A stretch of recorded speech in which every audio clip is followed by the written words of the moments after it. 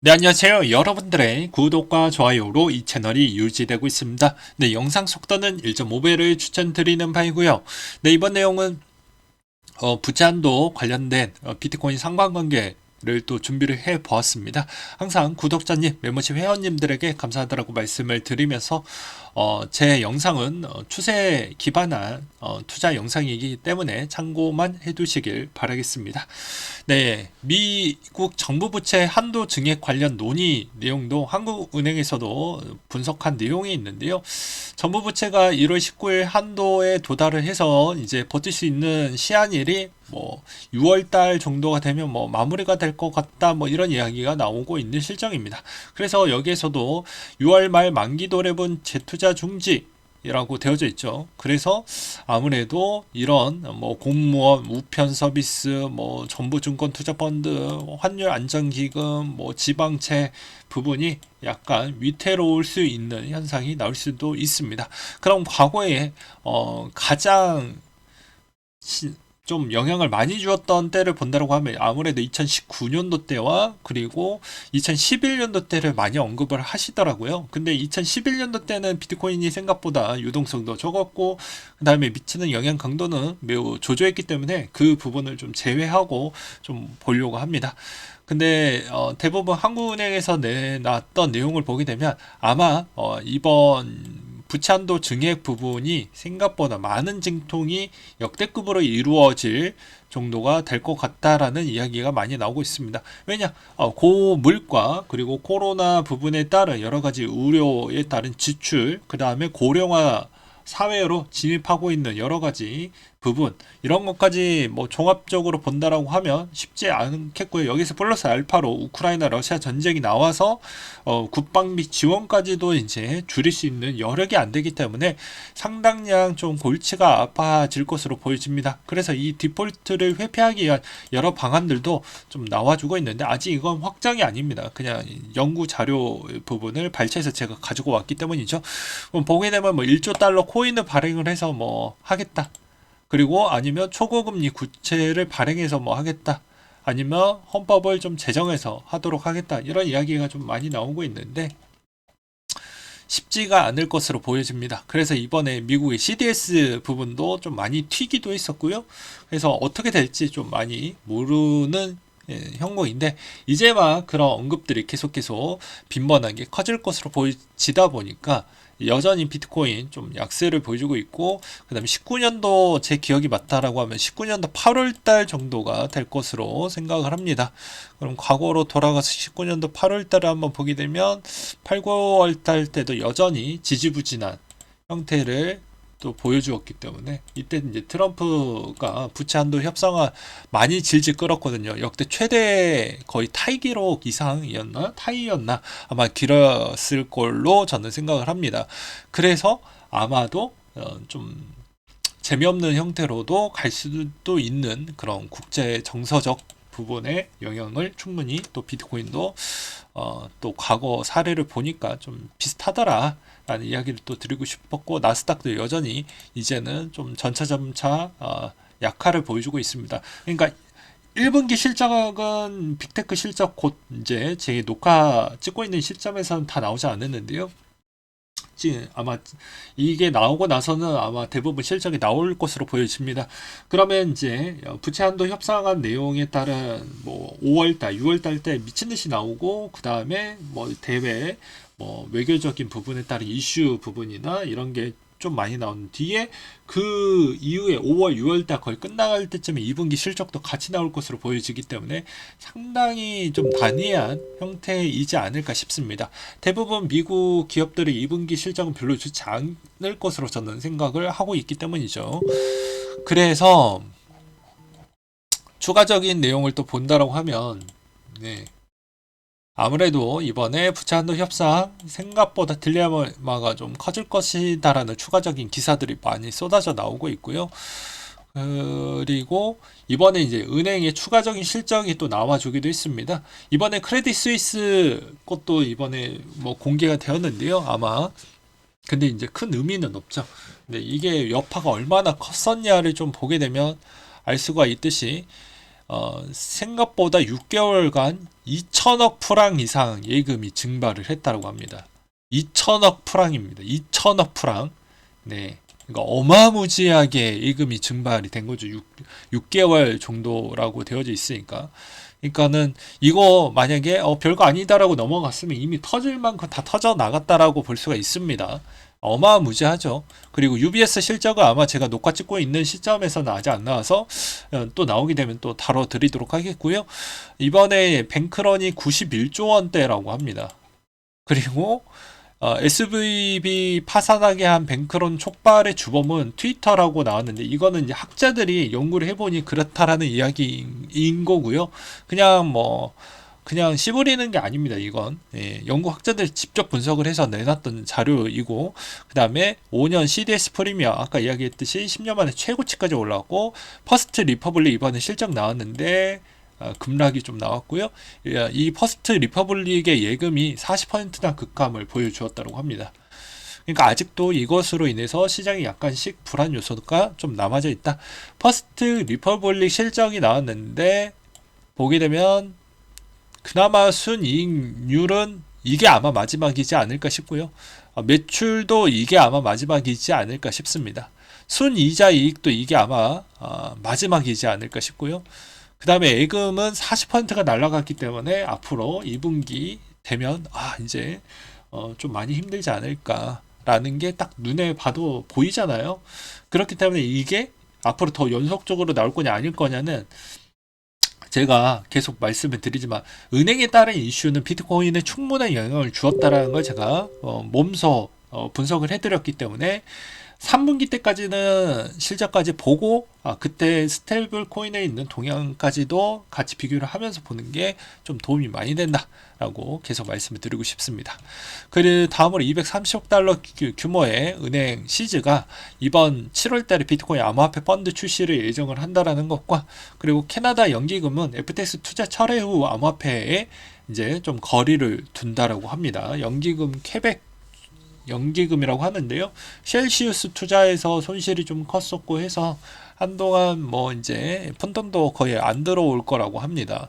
그 다음에 트루 USD 거래량이 급증을 해서 여러 차례 비트코인 테더를 좀 넘어섰다라고 하는데요.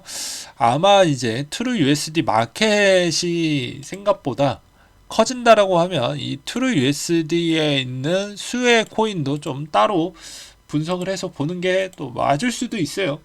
같이 한번 보는 게 맞을 것 같고요. 그 다음에 서클의 정책 책임자 23년 암호화폐 법안의 획기적인 해가 될 것으로도 기대가 된다라는 이야기가 나오고 있습니다. 이는 10년도 제정되었던 미국 금융 시스템에 대한 정부의 감독 강화하기 위해서 개혁 및 소비자 보호법을 암시하는 내용이라고 하기도 합니다. 그리고 이번에 또 앱토스가 이번에 CBT 1차 시즌이 성공으로 마무리했고요. 2차 조만간에 테스트 이벤트도 같이 한다라고 하고, 그 뒤로는 스탠다드에서 이제 내놨던 분석 보고서인데요. 애널리스트가 이번에 비트코인 10만 달러 수준까지 갈 것 같다라고 이야기를 했습니다. 이번에 주장입니다. 현재 전통적인 은행이 겪고 있는 스트레스가 비트코인에게 매우 도움이 되고 있고, 비트코인의 탈중앙화 희소성이 디지털 자산 원래 전제를 입증을 하고 있다라고 분석을 내놓기도 했습니다. 그래서 아무래도 이 효과가 앞으로 더 많이 지속 오랫동안 갈 것이다라는 주장을 좀 내비치는 것 같고요.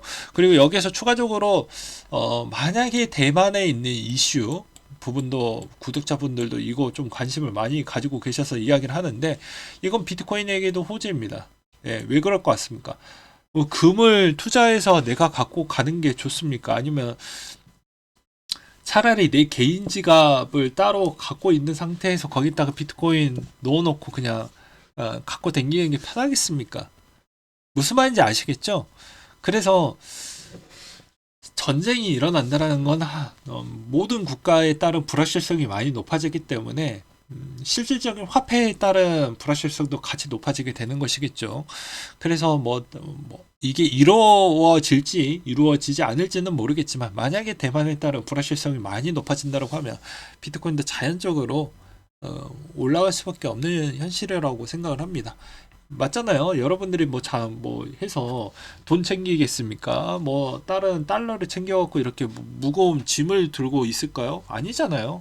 그냥 USB 꽂고 USB에다가 넣어놓고 가는 게 더 훨씬 더 편하니까요. 그리고 이제 좌측을 보게 되면 암호화폐 주식했다 빚더미 개인회생 1만 건 2030의 절반이다.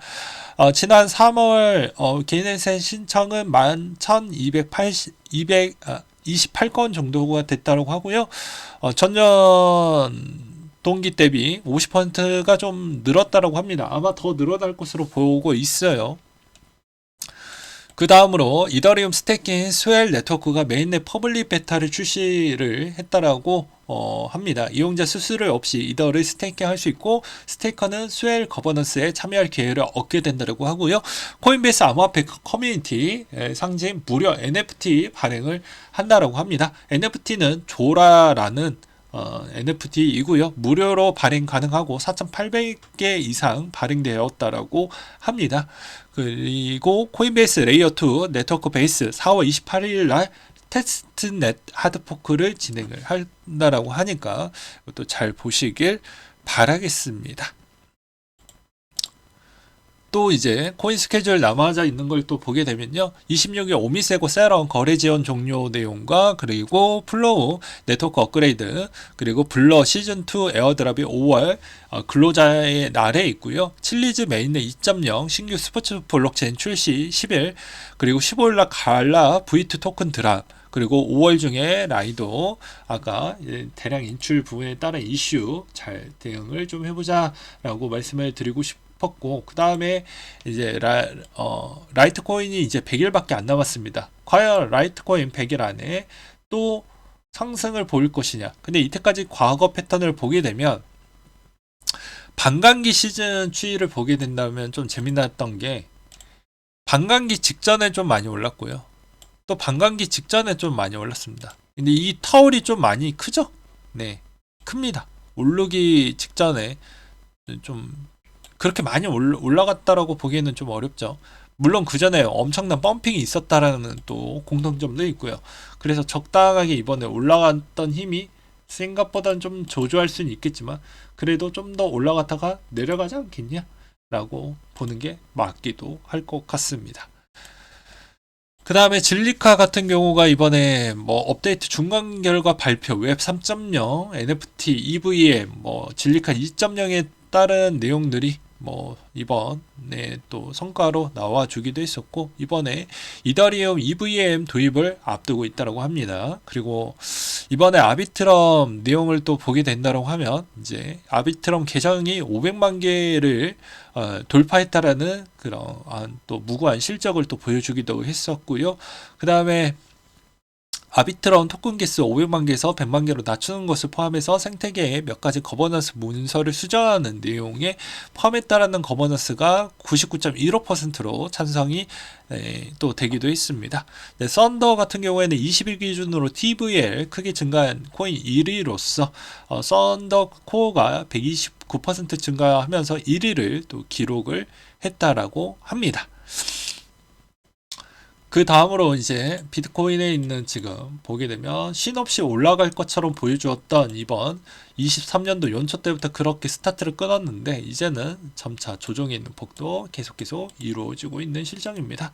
여전히 이게 생각보다 또 이제 뭐 이런 이 사람들도 많이 등장을 하겠죠. 아무래도 뭐 2,600만 원 다시 가는 거 아니냐 뭐 이렇게 이야기하시는 분들도 또 계시겠고 아니면 야 2천만 원 다시 온다 뭐 이렇게 이야기하시는 분들도 있긴 하는데 저는 그냥 제가 분석하고 제가 생각했던 부분을 또 커뮤니티에다가 남겨놓을 것이고요. 제 돈은 제가 지키는 거지 남이 지켜주는 게 아닙니다. 남이 지켜준다는 건 두 가지 의미가 있어요. 첫 번째 사기꾼 새끼, 그 다음에 두 번째 남이 지켜준다는 건 두 번째는 진짜 어떠한 수수료 부분을 받을 생각으로 하는 정상적인 루트라고 볼 수가 있겠죠. 근데 코인 시장의 정상적인 루트를 생각하고 있는 사람이 뭐 얼마나 있을까요?